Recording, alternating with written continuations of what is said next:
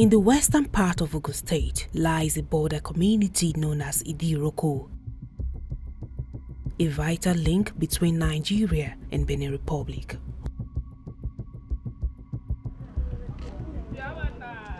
Over the years, this town has flourished with vibrant trade and commerce flowing between two nations, driving both population growth and economic activity.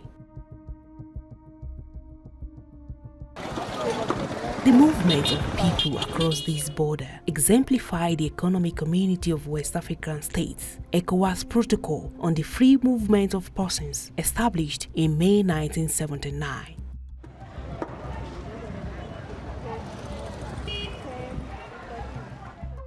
This policy allows individuals to reside and engage in economic activities freely across member states, creating opportunities for prosperity and unity for many, especially women in informal trading. This free movement has been a catalyst for independence, self-sufficiency, and the ability to support their families. As the first cock crow in the morning, we set out for Idiroko, a well-established border crossing point, a town in Ipokia local government of Ogun State, surrounded by many other towns and villages, including Okeodon, Ilase, Itaegba, Agilete, amongst others.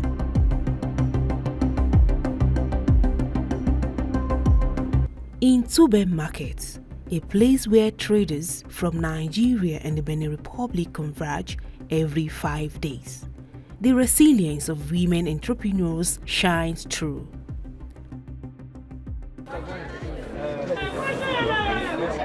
Modinat Bakari, a woman who rose from being a petty trader to becoming a renowned leader in Tube Market, shared how cross-border trade has shaped her success and growth.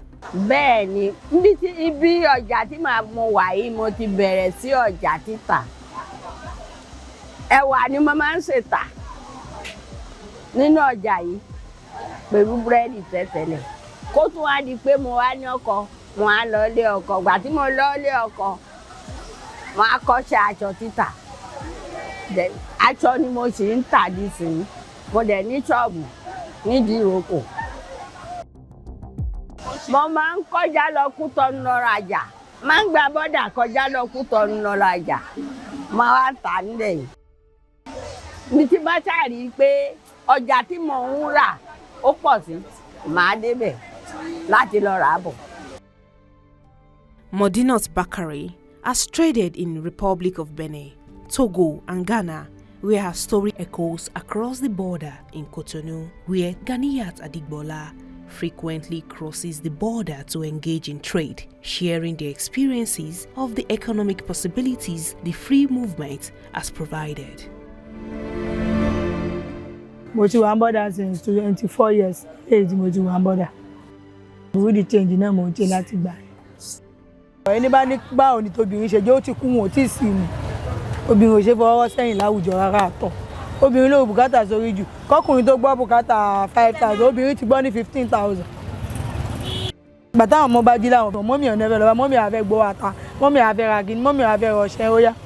Ta ló rán bùkátà jù? Obìnrin ló ní bùkátà jù, òun ló fà ló jí. Àwa obìnrin náà ní á rí pé a pọ̀ nídìí iṣẹ́ ìjù. Heading for Igolo in Cotonou, Benin Republic, proud to the colonial demarcation of borders. Both Idiroko and Igolo was part of a single Yoruba settlement, creating an enduring socio-cultural and economic prosperity for inter-border synergy, according to the study on trans-border movement and trading.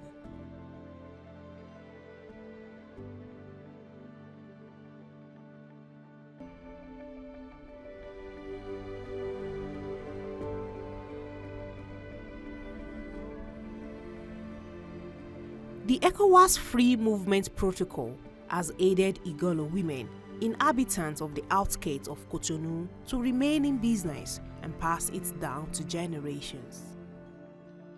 Igolo tá wà yìí, iṣẹ́ tá yàn láàyò ńlẹ̀ yìí ni. Ó jẹ́ iṣẹ́ kan tó jẹ́ pé láti ìdílé wa ló ti jáde wá ni. Iṣẹ́ tá a yàn láàyò nílẹ̀ yìí jù nìyẹn. Ẹ rí. Ó sì jẹ́ iṣẹ́ kan tó jẹ́ pé tó bá náwó lọ́wọ́ ẹnìkan ò fẹ́ mọ̀, ó bá sì nílò ẹnìkan ò fẹ́ mọ̀, tó bá ti jàgbà lọ́tùn jàgbà ló sì yẹn á jẹun nínú ilé, àṣírí ẹni kúlùkù á bò. Ẹ rí. Obìnrin á pọ̀ nídìí iṣẹ́, obìnrin ló ru bùkátà sórí jù.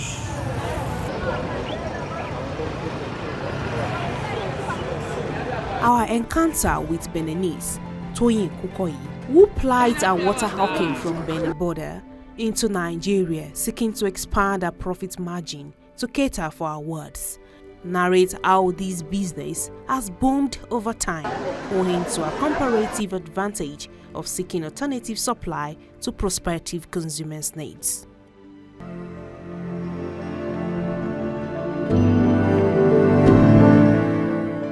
For many traders, cross-border trading has been a cherished opportunity, allowing markets to thrive and encouraging the flow of goods and services freely between the two nations.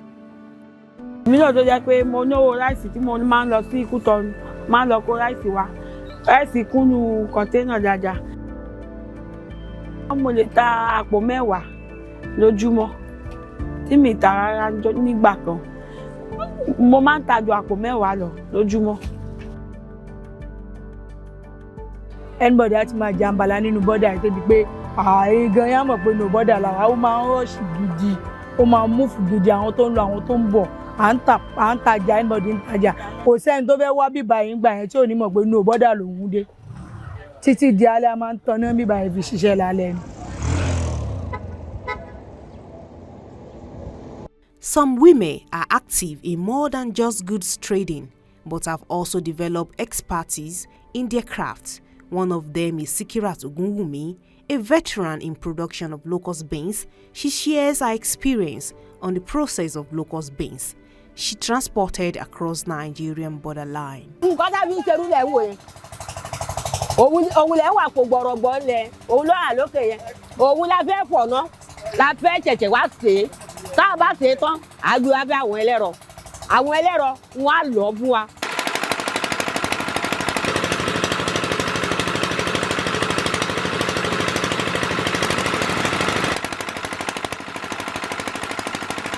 À ń pè nǹkan ní ìkúrú yẹn la fẹ́ mú sínú ẹ̀. A fẹ́ fi ṣe láṣẹ̀ṣẹ̀ fẹ́ dirú tó bá dijọ́ kẹta. La fẹ́ ṣe kó lérí ìtẹ̀. A buyọ̀ sínú ẹ̀, ìṣebẹ̀, a fi pò ó. Tá a bá ti wù pò ó.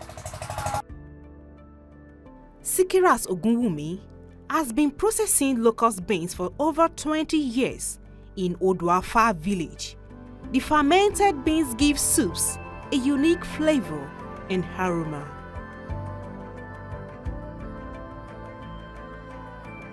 A trade expert, Ama Yemi, shares insights into the significant contributions women make to the informal economy in their efforts to sustain their livelihoods. In the area of poverty alleviation, you see, the grassroots woman does not wait for you to give her a grant of 100 million or financial assistance of any little money she gets. They do the menial trade, menial jobs, little like the vegetable seller.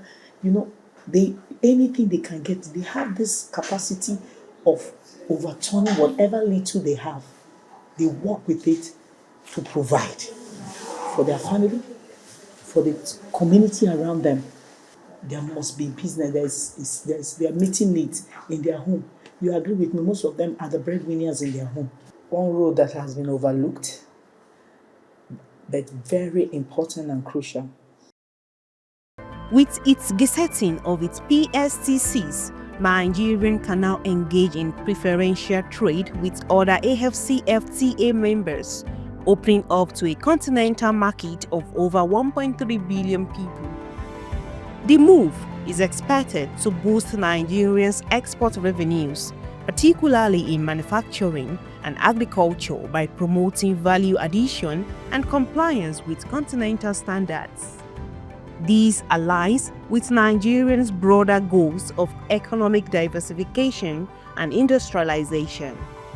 This initiative will facilitate Nigerians' formal export of locally produced goods of countries like South Africa, Rwanda, Cameroon, and Kenya, further integrating Nigeria into the continental trade ecosystem.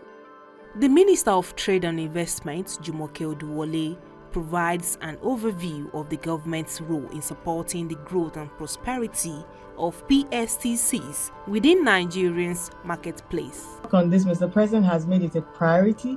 You can see that the economy, we've taken a lot of pain since 2023, and we're at an inflection point. You can see it's more stable.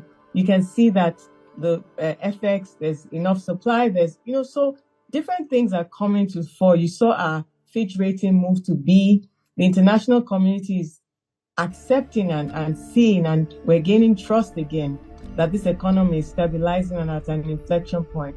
And so there's a lot of interest from outside investors. They're coming into Nigeria, doing their due diligence, a lot of investment announcements. Mr. President's trips since 2023 May to December, $50.8 billion in investment announcements, and we're following through to make those investments come into the economy. So we're open for business. He makes that point all the time. And ours is to close the deals, to bring that money home, and to make sure that businesses in Nigeria, which are the best advertisement for this economy, are able to grow, they're able to thrive.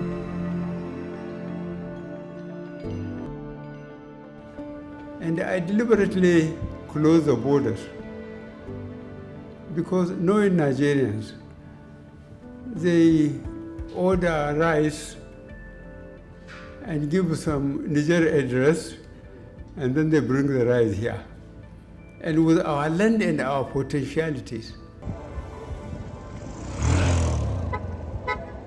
However, despite the borders closures and subsequent reopening, local businesses experience a significant downturn, with women traders being hit the hardest.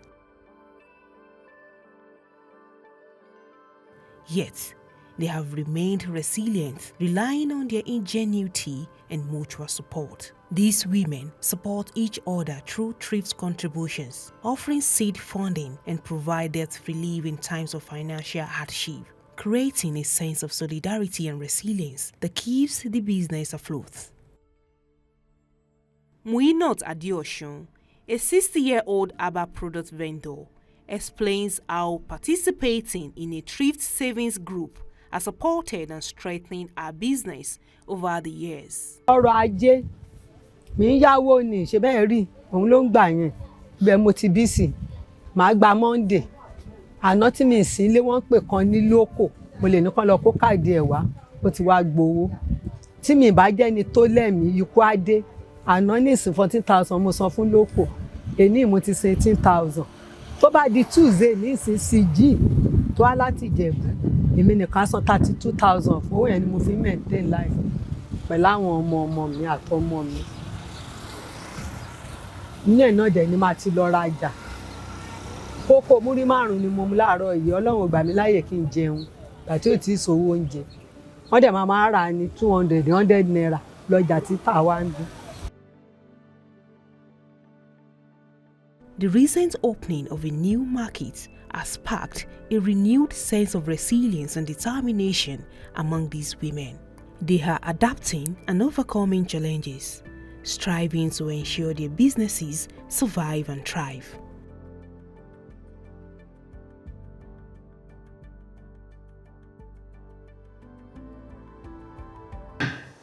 The grassroots woman, she is so committed to that her little trade.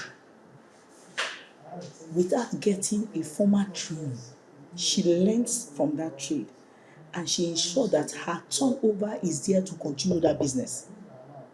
It's difficult to get a groundnut seller that she has stopped selling groundnut,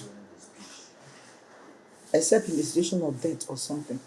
But they have a way of turning it, making out gain, using that gain and making sure the business is thriving. So with this, now even without the formal training, that diligent, they know what and what to apply, how to apply it to make sure that business is standing. The African Continental Free Trade Area has further highlighted its commitment to enhancing cross-border trade, ensuring that businesses in border communities like Idiroko can continue to grow and prosper. An expert in economic policy explained how local markets can adapt and thrive in post-reopening era, offering practical strategies for success.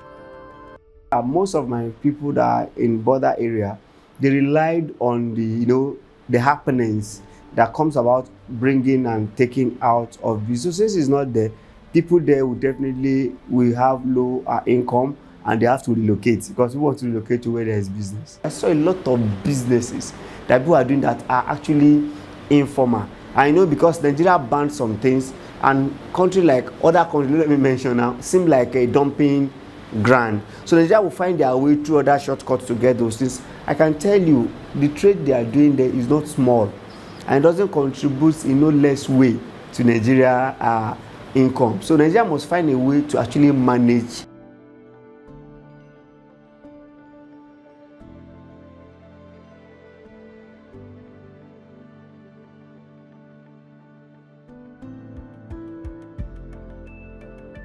Market taxation, the government taxation. Now, because I am selling on that side of the road, I cannot afford a shop. They give me tax that are even more than the gain I make. Now, if I don't pay that tax, my goods is confiscated. Some don't even care. It gets poison in their shop, they don't care. So I think there should be government should come up with a policy instead of this doubts, putting the rules. Let it be a policy standard that, okay, for you that is doing this, pay this and so and it should have an end result. And what do I mean? If I'm paying tax for staying by the side of the market, at the end of the day, let me know that at the end of the day, there's a provision for me to get a shop. I'm looking, if I'm consistent, a reward for paying that tax. I know that tomorrow I'm going to get, in 5 years' time, in 2 years' time, I'm going to get a shop. Did you come up with policies like that? Territorial borders are socio-political constructs which demarcate people, but do not necessarily divide them. The stories of these women traders reflects not only the promise of regional integration, but the silent force of women shaping economies across invisible lines, powered by free movement across Africa. This content is produced as part of the Move Africa project, commissioned by the African Union Commission and supported by GIZ. The views and opinions expressed are those